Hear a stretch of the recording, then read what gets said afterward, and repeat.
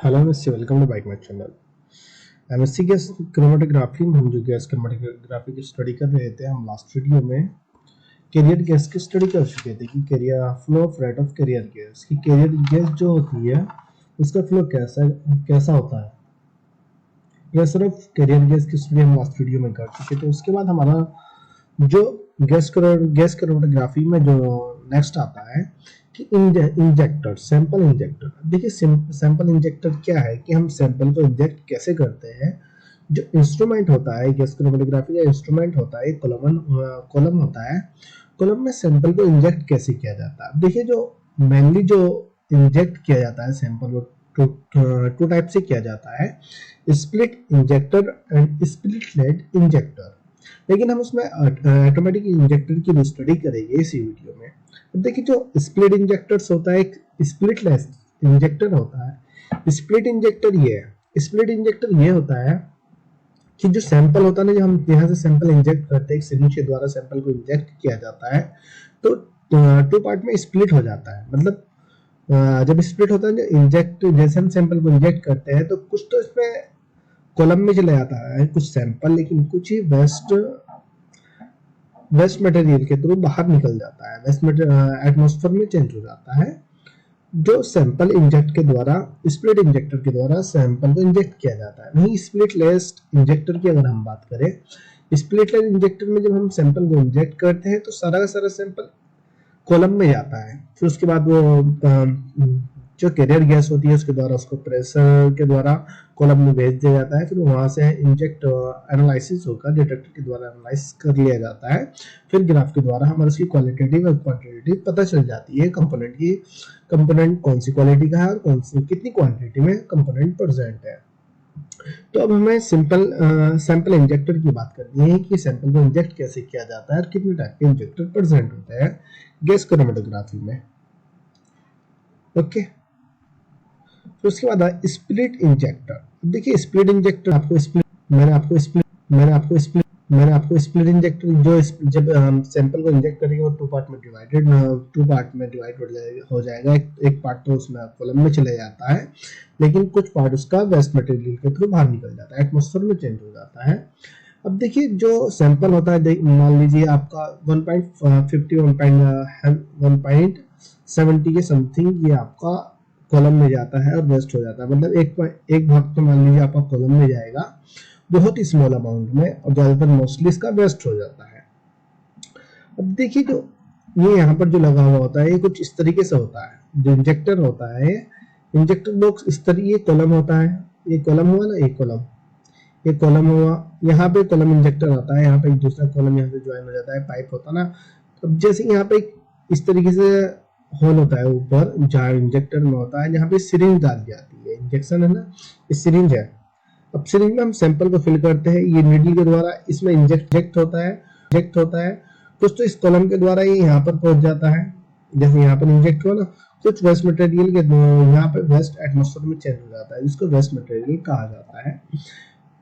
अब यहाँ पे जो लिखा जाता है कि small amount of sample is required,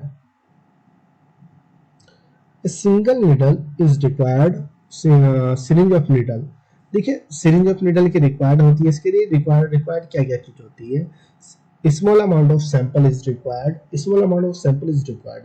sample की अमाउंट की रिक्वायर्ड होती है। मतलब बहुत ज्यादा अमाउंट में हम सैंपल नहीं ले सकते हैं। The sample is injected in column by using of micro syringe. देखिए जो सैंपल इंजेक्टेड किया जाता है कॉलम में, सैंपल इंजेक्ट जो किया जाता है माइक्रो सिरिंज के द्वारा किया जाता है। The sample is injected in the column by using of micro syringe. Micro syringe को इस्तेमाल के माइक्रो यूजिंग के द्वारा सैंपल को इंजेक्ट किया जाता है कॉलम में। The sample is split into two parts, one part of sample in column and other part is gone in waste. वो कह रहा है जो सैंपल जब स्प्लिट किया जाता है, जब सैंपल को इंजेक्ट किया जाता है टू पार्ट में स्प्लिट हो जाता है, एक पार्ट तो उसका कॉलम में चले जाता है, जो अदर पार्ट होता है वो वेस्ट मटेरियल तो उसको बाहर निकल जाता है। वही उसने एक यहाँ पे डायग्राम, थोड़ा मैंने डायग्राम के द्वारा यहाँ पे दिखा दिया। देखिए कैरियर जैसे ये हम सैंपल को इंजेक्ट करते हैं, इंजेक्टर पॉइंट होता है, यहाँ पे इंजेक्ट किया, फिर उसके बाद कुछ तो कॉलम में चले जाता है, कुछ वेस्ट मटेरियल, यहाँ पे जो है ना वेस्ट, ये यहाँ पर ये सब कॉलम है। अब वेस्ट मटेरियल की तरह एटमॉस्फेयर में बाहर निकल जाता है, एटमॉस्फेयर की फेस में ये वेस्ट जो सैंपल होता है, वेस्ट सैंपल एटमॉस्फेयर में चेंज हो जाता है। तो है, तो फिर उसने दूसरा पॉइंट दिया, waste very small portion of sample is known in column like 1% and 50% is waste। वो कह रहा है कि जो सैंपल होता है बहुत स्मॉल पोर्शन होता है जो कॉलम में जाता है, बाकी उसका वेस्ट हो जाता है। वहीं अगर हम बात करें अब स्प्लिटलेस इंजेक्टर की, सिर्फ हमें स्प्लिट इंजेक्टर में इतना लिखना होता है कि स्प्लिट इंजेक्टर वर्क कैसे करता है। स्प्लिट इंजेक्टर नॉर्मली अगर हम देखें, जो सैंपल होता है वो इंजेक्ट किया जाता है सिरिंज के द्वारा, इससे डिवाइड हो रहा है, स्प्लिट हो रहा है, एक तो वेस्ट में चले जाता है, एक कॉलम में चले जाता है, फिर उसको एनालिसिस कर लिया जाता है डिटेक्टर के द्वारा, और उसका जो पर्सन होता है 1.50 के अकॉर्डिंग होता है। ये एक पार्ट तो कॉलम में जाएगा, लेकिन 50% उसका वेस्ट हो जाता है। वहीं अगर हम बात करें स्प्लिटलेस इंजेक्टर, देखिए स्प्लिटलेस इंजेक्टर क्या होता है। स्प्लिटलेस इंजेक्टर मैंने आपको भी बताया, स्प्लिटलेस इंजेक्टर क्या होता है, ये लार्ज होता है। स्प्लिटलेस इंजेक्टर जो होता है ना, ये लार्ज होता है, ये साइज का लार्ज होता है। वहीं अगर हम बात करें स्प्लिट इंजेक्टर की, तो उसका जो इंजेक्टर पॉइंट था वो थोड़ा स्मॉल होता है, जो सिरिंज के द्वारा इंजेक्ट किया जाता है, इसको भी सिरिंज के द्वारा इंजेक्ट किया जाता है, लेकिन टू पार्ट में स्प्लिट नहीं होता है। सारा का सारा जो सैंपल होता है कॉलम में ही जाता है, वेस्ट नहीं होता है उसको स्प्लिट। अब स्प्लिटलेस इंजेक्टर के लिए स्मॉल अमाउंट ऑफ सैंपल की रिक्वायर्ड होती है, large. In splitless injector large internal diameter of column is used. देखिए जो स्प्लिटलेस इंजेक्टर होता है उसमें इंटरनल डायमीटर लार्ज होता है। जो इंटरनल डायमीटर होता है ना, ये इंटरनल डायमीटर, ये कॉलम जो है ना, कॉलम का इंटरनल डायमीटर होता है, मतलब जो कॉलम का साइज होता है, एक स्मॉल साइज होता है, एक लार्ज साइज होता है। तो उसने कहा है कि internal diameter of column is large. जिस स्प्लिटलेस इंजेक्टर में कॉलम का यूज किया जाता है उसका इंटरनल डायमीटर लार्ज होता है।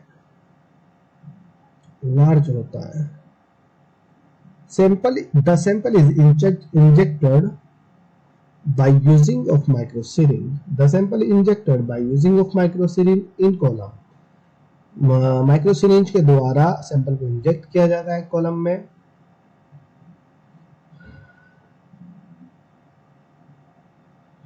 There are two types of column is used in there are two type of column is used in gas chromatography, Ascot and Vicot column। Ascot Vicot क्या होता है, आपको जब हम कॉलम की स्टडी करेंगे तो मैं आपको बता दूंगा। This injection technique is used those column will have high internal diameter, Ascot column and Wcot column। देखिए कह रहा है कि जो ये इंजेक्शन टेक्निक होती है, this is injection technique is used for those column which have high internal diameter. ये इंजेक्शन टेक्निक, इंजेक्टर टेक्निक उसके लिए यूज की जाती है जिसके पास हाई इंटरनल डायमीटर होता है। हाई इंटरनल डायमीटर मतलब वही जिसका जो साइज होता है वो लार्ज होता है, कॉलम का साइज लार्ज होता है। हाई इंटरनल डायमीटर, उसने वही बोला कि हाई इंटरनल डायमीटर लार्ज होता है, उसी के लिए ये टेक्निक का यूज किया जाता है। उसमें जो कॉलम होते हैं एस्कॉट कॉलम और डब्ल्यू कोड कॉलम का यूज किया जाता है।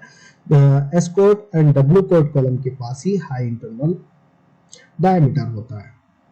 एग्जांपल उसने SCOT and W COT column को दे दिया। अब देखिए जो एस्कॉट कॉलम होता है उसका जो फुल फॉर्म होती है supported coated open tubular column, supported coated open tubular column, supported coated open tubular column. वही अगर डब्ल्यू कोड की अगर हम बात करें wall coated open tubular column,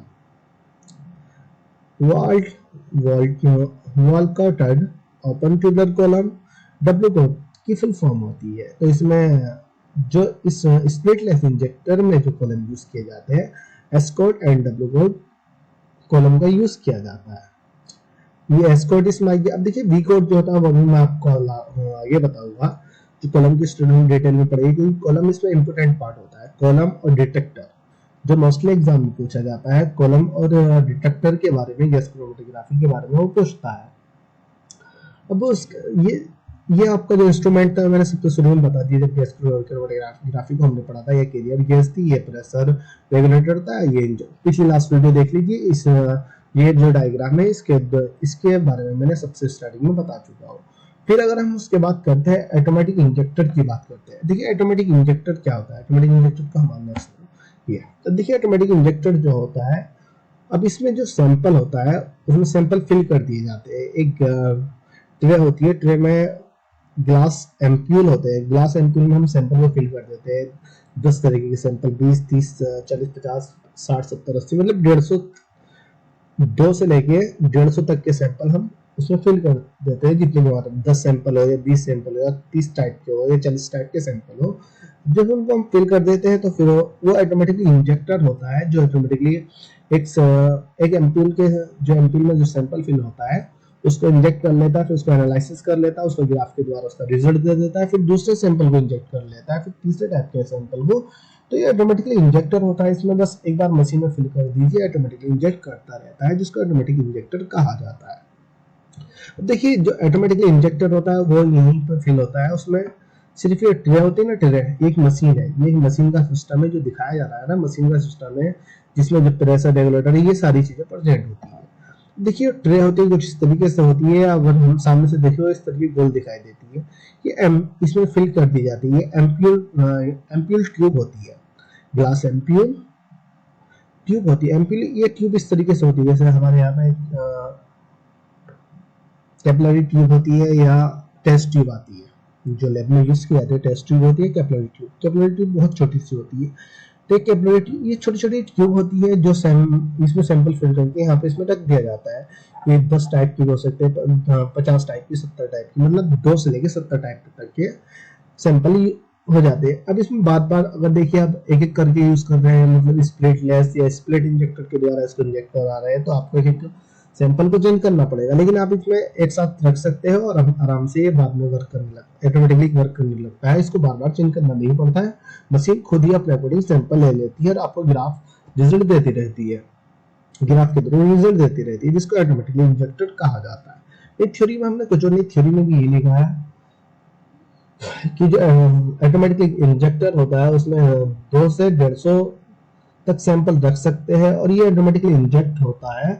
automatically inject होने के बाद एक एक सैंपल का रिजल्ट मिलता रहता है। In the automatic injector 2 to 150 ampoule can be used. जो ऑटोमेटिकली इंजेक्टर होता है उसमें 2 से 150 तक सैंपल यूज किए जा सकते हैं।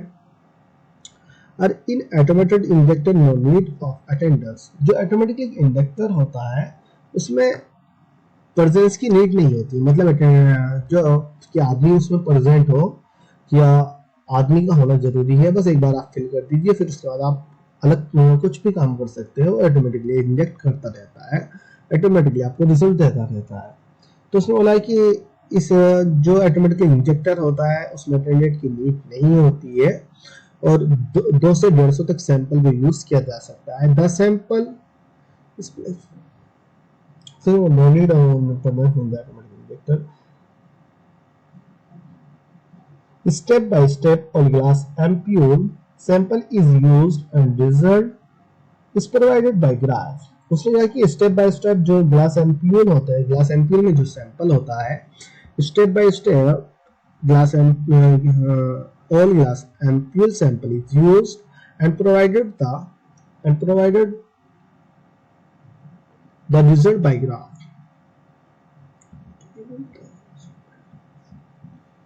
स्टेप बाय स्टेप जो सैंपल के सैंपल होते हैं वो यूज होते रहते हैं या इंजेक्ट होते रहते हैं और ग्राफ के द्वारा आपको रिजल्ट मिलता रहता है। ये एम्प्यूल होता है, ये एम्प्यूल ग्लास एम्प्यूल, ये जो ट्रे होती है जिसमें ग्लास एम्प्यूल फिल होता है, इस तरीके से दिखाई देता है कुछ। ये पूरे पूरे इस तरीके से चक्र गोल गोल होते हैं, ग्लास एम्प्यूल फिल रहते हैं। अब उसके बाद हम कॉलम कॉलम की स्टडी करेंगे, जो गैस क्रोमेटोग्राफी है, कि कितने टाइप के कॉलम होते हैं, कॉलम किस तरीके से वर्क करता है।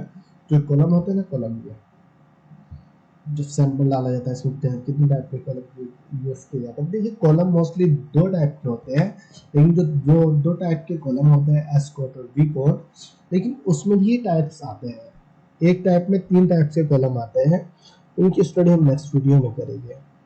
Okay, thank you.